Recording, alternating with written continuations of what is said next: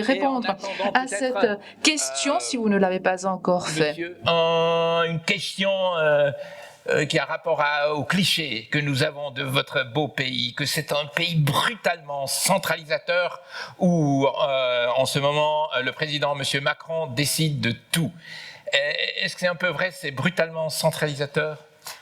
La France est un pays assez centralisé et c'est pour ça qu'il y a dans le système de santé ces dernières années, il y a deux éléments qui ont été développés.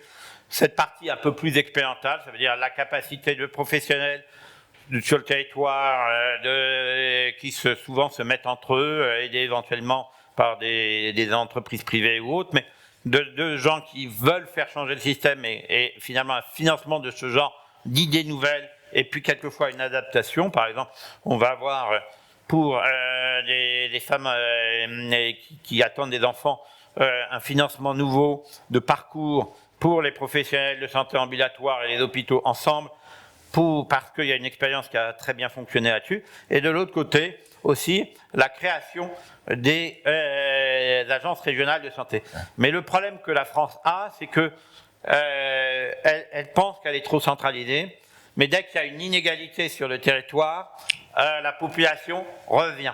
Et donc c'est pour ça que notamment les agences régionales de santé aujourd'hui, et ça durera, je pense, assez longtemps, n'ont aucun pouvoir tarificateur, parce que l'ensemble de la population trouverait anormal que tel type de soins soit mieux rémunéré dans une région que dans une autre. Et donc on a ce paradoxe très français qui se plaint toujours de la centralisation excessive de la France, mais de refuser toute différence entre deux endroits sur le territoire. Dann ist es auch nicht leicht, ein Land mit so viel Camembert und so viel revendications. Donc c'est plutôt difficile que de gérer un pays qui a autant de camembert et de revendications. Monsieur Luxinger, une question à vous. Est-ce que vous avez déjà acheté un béret et que vous envisagez maintenant de déménager en France? Parce que, comme M.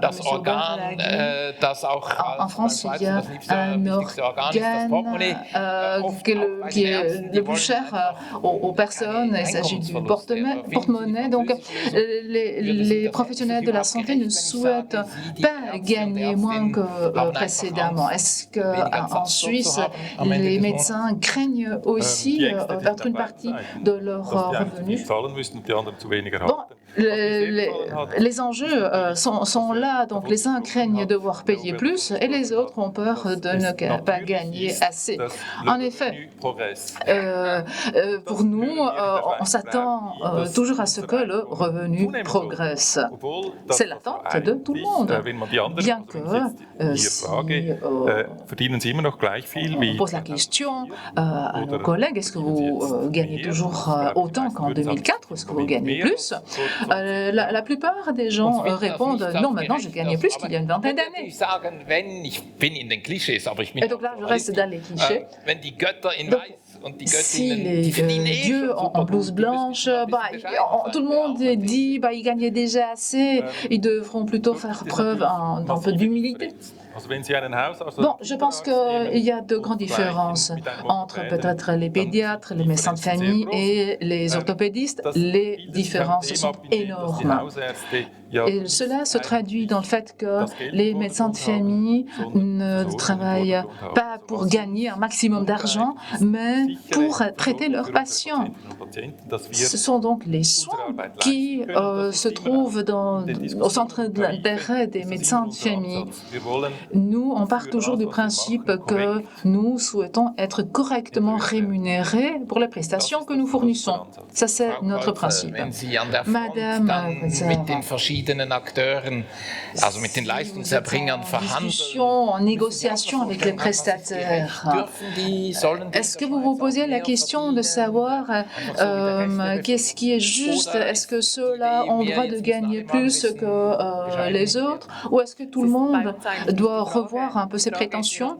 Bon, ce n'est pas la question qui se pose à nous. La question qui se pose, c'est qu'il faut couvrir les coûts par l'AOS, et c'est la raison pour laquelle nous avons développé un tel système tarifaire. Et pour l'instant, nous n'avons pas encore de base de données données suffisamment fiables. Et pour le moment, nous devons nous limiter à respecter la loi. Mais est-ce que vous comprenez si les médecins disent, bon, puisque la population en général gagne plus, nous aussi nous souhaitons gagner plus. Si vous permettez une remarque, si on regarde l'évolution du TARMED entre 2010 et 2019, nous voyons que les médecins de famille gagnent moins et les spécialistes continuent de gagner plus. Et puis les hôpitaux, ils accusent également des déficits dans le domaine ambulatoire. Et donc ça c'est la conséquence de tous les systèmes tarifaires qui ne sont pas correctement adaptés à l'évolution. Et il y a des domaines qui sont plus difficiles à surveiller, surtout là où les médecins peuvent eux-mêmes déterminer les prix et le potentiel, disons, augmentation des prix est le plus grand dans ce domaine où il y a moins de surveillance en matière de prix. Et c'est donc ce facteur qui est à l'origine de l'appauvrissement des médecins de famille et des services ambulatoires dans les hôpitaux. Ce qu'il faut faire, c'est essayer donc de corriger ces distorsions à temps avant qu'il n'y ait qu'un appauvrissement d'une certaine catégorie de prestataires. Et puis, est-ce qu'on dispose des outils? Oui, les outils sont là, on peut les mettre en place. Mais ça suppose qu'on sache quels sont les coûts occasionnés aux prestataires. Donc la transparence des coûts des prestations est une condition sine qua non pour mettre en place une nouvelle structure tarifaire. Monsieur Aubert. Oui, je suis tout à fait d'accord. Et en fait, la difficulté, et on le voit même au-delà du système de tarification, si vous avez une tarification à l'activité, la difficulté, c'est la mise à jour de la nomenclature. Et le plus dur, c'est parce que vous avez des spécialités où vous avez des gains technologiques, par exemple la radiologie, c'est typique, mais il y en a plein d'autres, et vous avez le médecin de famille, c'est essentiellement du temps de consultation, et vous avez peu de gains technologiques. Et donc, si on ne met pas à jour régulièrement le système de nomenclature, vous avez un risque d'avoir ce système où les spécialistes, on a le même problème en France, gagnent de plus en plus, et les médecins de famille ont un revenu qui, par rapport aux spécialistes, devient négligeable. On a ce sujet.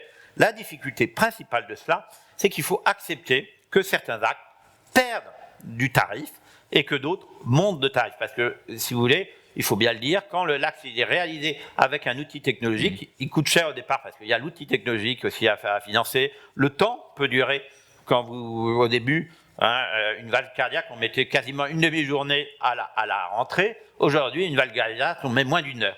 Eh bien, je peux vous dire que le tarif, aujourd'hui en France, en relatif, il n'a pas du tout été divisé par 4. Et c'est la difficulté, c'est une difficulté majeure. Ça veut dire qu'au-delà du système de tarification, il faut que les indicateurs qui servent à ce système de tarification, et souvent on dit, on n'a pas assez de bons indicateurs de qualité. Mais moi, ce que je réponds souvent aux médecins, c'est est-ce que vous avez de bons indicateurs d'activité ? Et je réponds, nos indicateurs de qualité ne sont pas forcément moins bons que les indicateurs d'activité. Et c'est pour ça que, même si certains disent, oui, mais tant qu'on n'a pas de très bons indicateurs de qualité, on ne fera pas de la rémunération à la qualité, je leur dis, mais alors dans ce cas-là, pourquoi vous faites de la rémunération à la quantité? Puisque pour le médecin de famille, souvent on utilise, nous, en France, une seule consultation qui regroupe des milliers de cas différents et qui est probablement un peu trop forfaitaire. Mais c'est très difficile de couper après ce système. Alors on crée quelques suppléments pour des cas très particuliers. Mais on n'est pas sur un très bon système. Et comme les nomenclatures, on a énormément de mal. Et pour être très clair, nous on a regardé tous les pays, comment ils révisaient leur nomenclature, et on essaye actuellement de copier les Australiens qui ont lancé un système de révision tous les 3 ans, 4 ans, 3-4 ans, suivant les types de nomenclature, de leur nomenclature. Sinon, vous arrivez à cette chose aberrante qui est que ceux qui gagnent des gains de productivité sont de plus en plus riches et les autres voient leurs revenus stagner. Et vous ne pourrez pas seulement travailler seulement avec une nomenclature parce que vous pouvez aussi sélectionner des patients plus ou moins faciles ou compliqués. Pour donner un exemple, pour la Suisse, en Suisse, Nous avons une explosion du nombre de psychiatres, de psychothérapeutes installés dans les villes qui s'occupent des patients légèrement angoissés ou légèrement dépressifs, parce que c'est des patients faciles, on peut facturer à la minute, à l'heure, etc. Il y a peu de choses à faire avant ou après. Donc le nombre de psychiatres, déjà aujourd'hui en Suisse, c'est le triple de la moyenne de l'OECD, le triple. C'est beaucoup. Tandis qu'on a beaucoup de peine à chercher des psychiatres qui s'occupent des gens qui sont sérieusement malades dans les hôpitaux psychiatriques. Et ça, vous ne pouvez pas seulement le résoudre avec la nomenclature, vous devez aussi trouver une sélection, une différenciation par catégorie de prestataires pour dire ceux qui s'occupent que des cas légers, ma foi, c'est une catégorie à part, et ils auront un tarif ou une rémunération qui sera différente. En France, on introduit dans la nomenclature éventuellement des sujets de complexité médicale. C'est-à-dire qu'à un moment, on a des JHS qui sont différents pour des médecins et pour des cas graves avec des morbidités et pour des cas, voilà, il y a un niveau de JHS. Et de même, dans les consultations maintenant chez le médecin généraliste, il y a des suppléments pour certains cas compliqués. C'est la même chose chez le spécialiste. Alors, je ne dis pas que ça correspond à tout, parce que, comme je dis, on n'a pas un bon système qualité. J'adore ces discussions animées entre mes invités, mais malheureusement, je dois vous couper la parole. Et je constate donc que il faut mettre l'accent sur la qualité des données relevées, donc il faut relever les bonnes données, parce que si on n'arrive pas à identifier les données dont on a besoin, ça ne se passe pas. Madame Kreutzer, le TARMED est en vigueur, ensuite il y a le TARDOC qui se dessine à l'horizon. Est-ce que vous estimez que le TARDOC arrive à résoudre les problèmes que nous avons diagnostiqués actuellement? Le spécialiste en matière de TARDOC est parmi nous, mais le TARDOC est en train d'être révisé à Berne. Ensuite, il y a également la révision du forfait ambulatoire, et je suis vraiment curieuse de voir ce que ça va donner. Et nous avons besoin d'un système qui apprend, qui se perfectionne régulièrement pour justement tenir compte de ce genre de problème ou qui sépare ou qui sort de ce système un certain nombre de cas complexes. Alors, quel est l'avis du public? Donc, notre sondage, quel système tarifaire utiliserons-nous pour facturer les prestations médicales ambulatoires dans les 5 ans? 86,6% disent non, ça coûte trop cher, non, rien du tout. Pardon, non, la plupart pensent que ce serait une combinaison. Est-ce que vous partagez l'avis de notre public? Est-ce que c'est bien? Oui, absolument. Nous aurons besoin du TARDOC, il est incontournable. C'est un système qui évolue automatiquement, qui apprend, et c'est un système qui nous permettra d'instaurer une certaine équité entre les prestataires. Il y aura également des prestations qui peuvent être très bien rémunérées par un forfait, et ces deux éléments doivent pouvoir coexister tout en tenant compte de la qualité. Ça fait partie de notre mission, de la mission légale aussi. Et nous sommes en train donc d'intégrer davantage la qualité dans l'évaluation. Et puis les expériences faites en Angleterre nous montrent également qu'il faut éviter de mettre l'accent trop sur la qualité au détriment, par exemple, d'autres points qui risquent d'entraîner une détérioration des soins dans d'autres domaines. Par exemple, au détriment de personnes qui souffrent de maladies psychosomatiques. En ce qui concerne ce système auto-évaluable, nous savons que ce système n'existe pas encore, il ne fonctionne pas encore, mais ce sera utile à l'avenir. Nous avons un problème. En Suisse, 24% de la population ne va plus chez le médecin parce que ces personnes doivent payer cette consultation elles-mêmes dans le cadre de leur franchise. Et c'est vraiment un problème que nous devons résoudre parallèlement à l'explosion des prix dans d'autres domaines. Donc, c'est vrai, nous sommes en train de préparer un système qui apprend, mais il doit apprendre les bons éléments, disons. Permettez-moi maintenant de répondre ou de vous poser une question qui vient d'être posée concernant la partie. Donc, qui doit relever les données permettant de mesurer la qualité? Qui en assume les coûts? Est-ce que ce sont les médecins ou qui? Non, je pense qu'il incombe aux médecins et aux hôpitaux de relever les données. Et qui va les payer ce travail? Ça doit faire partie du tarif. Et pourquoi dans le domaine ambulatoire, il est tellement difficile d'obtenir des données qualitatives? Réponse, parce que les données ne sont pas relevées d'une manière uniforme. Et ces données ne devront pas seulement être utilisées à des buts qualitatifs statistiques, mais également dans des négociations tarifaires. Encore une question concernant les hôpitaux. Pour éviter les bloody exist, on a mis en place cette règle des 8 jours. Est-ce que cette règle, ou la pertinence de cette règle a déjà été évaluée d'un point de vue scientifique? Donc, si quelqu'un retourne à l'hôpital 8 jours après sa sortie, oui. C'est vrai, cette règle existe. Il existe également un système qui surveille ces réadmissions au bout de 8 jours. C'est une problématique qui concerne le secteur hospitalier. À l'époque, je pensais que si on laisse partir un patient qui n'est qu'à moitié guéri, c'est inacceptable. Est-ce que c'est toujours le cas? Certes, il y a toujours peut-être des patients qui nécessitent plus de soins, qui nécessitent des médicaments plus chers. La question se pose de savoir donc qui va payer ces médicaments si ça dépasse la base couverte par le tarif. Dans certains domaines, on a constaté une amélioration de la qualité après l'introduction des DRG.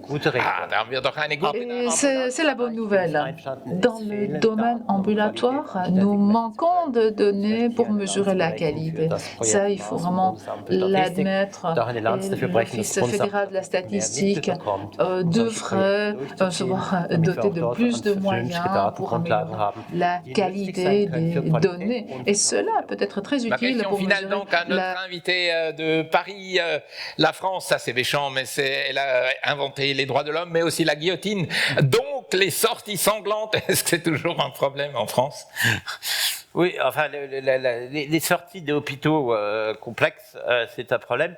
Après, la difficulté, c'est comment on le traite, parce qu'il y a des expériences internationales qui ont montré que dans certains domaines thérapeutiques, notamment quand il y a un problème lié aux patients, ça peut être des tueurs d'obliger l'hôpital à reprendre la sortie. Et par contre, de temps en temps, en revanche, pour d'autres pathologies, c'est intelligent de pénaliser l'hôpital s'il y a une réhospitalisation très rapide, parce que, et voilà. Donc, en fait, grosso modo, pour l'AVC, notamment, si vous pénalisez les hôpitaux où il y a une réhospitalisation, vous tuez des gens. Par contre, en orthopédie, vous améliorez nettement la qualité des soins. Il y a eu des études sur les États-Unis qui ont été faites, qui sont très intéressantes et qui sont finalement très intellectuellement compréhensibles. Quand l'aléa va dépendre plus du médecin et de la prise en charge des patients, il faut pénaliser quand il y a des sorties ratées. Et quand par contre l'aléa dépend vraiment de l'état du patient, et notamment un deuxième AVC, c'est aléatoire totalement, ça dépend moins de la prise en charge du médecin, eh bien il ne faut pas pénaliser l'établissement, sinon à la fin on retarde la réadmission et on tue le patient. Die Realität ist komplex, man muss differenzieren. Soignez les détails, wie man nicht auf Französisch sagen sollte. Herzlichen Dank unserem Gast aus Frankreich. Applaus für ihn. Wir gehen weiter, fliegen weiter, Mesdames, Messieurs. Applaus und attachez vos ceintures.